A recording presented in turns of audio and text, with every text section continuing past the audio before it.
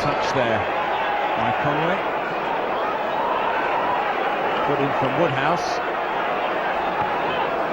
That's a great ball to Muscat. He'll try something from here. What a great save by Kelly. Now it's Sheffield United's turn to break. This is Morris. Drew's left it, and it's Marcelo.